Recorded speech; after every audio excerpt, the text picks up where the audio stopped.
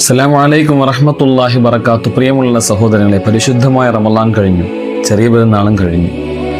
അള്ളാഹു പരിശുദ്ധമായ റമളാൻ മാസം നമ്മിൽ നിന്ന് സ്വീകരിക്കുന്നുണ്ടോ ഇല്ലയോ എന്നുള്ളതിൻ്റെ ഒരു അടയാളം പലപ്പോഴും നമുക്ക് മഹാന്മാരായ പണ്ഡിതന്മാർ പറഞ്ഞു തരുന്നുണ്ട്. അതിൽ വളരെ പ്രധാനപ്പെട്ട ഒരു കാര്യമാണ് പരിശുദ്ധ റമളാന് ശേഷമുള്ള ശവ്വാലിലെ 6 നോമ്പ്.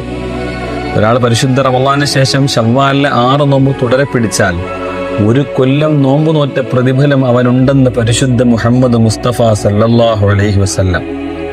നോമ്പ് കാലത്ത് ജോലിക്ക് പോകുന്നവർ, കഷ്ടപ്പെടുന്നവരൊക്കെ സ്വാഭാവികമായിട്ട് ചിന്തിച്ചു പോകും, എങ്ങനെയെങ്കിലും ഇതൊന്ന് കഴിഞ്ഞു കടന്നിരുന്നെങ്കിലെന്ന്. ഒരിക്കലും ഒരു മുഅ്മിൻ അങ്ങനെ ചിന്തിക്കാൻ പാടില്ല. ആ ത്യാഗത്തിൻ്റെയും ആ ബുദ്ധിമുട്ടുകളുടെയും ഇടയിൽ നോമ്പ് പിടിക്കുമ്പോൾ അള്ളാഹു ഇരട്ടി കൂലി നമുക്ക് തരും. പ്രിയപ്പെട്ടവരെ, ആ നോമ്പിൻ്റെ ഓർമ്മയാണ് ശവ്വാലിലെ 6 നോമ്പ്. നിങ്ങൾക്ക് 30 നോമ്പ് പിടിച്ച നമുക്ക്, അല്ലെങ്കിൽ 29 നോമ്പ് പിടിച്ച നമുക്ക് തീർച്ചയായിട്ടും 6 നോമ്പോടെ പിടിക്കാൻ പറ്റും. അത് മഹത്തരമായ സുന്നത്താണ്. അള്ളാഹുവിൻ്റെ റസൂൽ അത് വിട്ടിട്ടില്ല. എൻ്റെ പ്രിയപ്പെട്ട ശബ്ദം ശ്രവിക്കുന്ന സഹോദരങ്ങൾ നിർബന്ധമായിട്ട് ആ നോമ്പ് നോൽക്കുക, ദുആ ചെയ്യുക. അള്ളാഹു നമ്മൾ കബൂൽ ചെയ്യുമാറാവട്ടെ. അസ്സലാമു അലൈക്കും.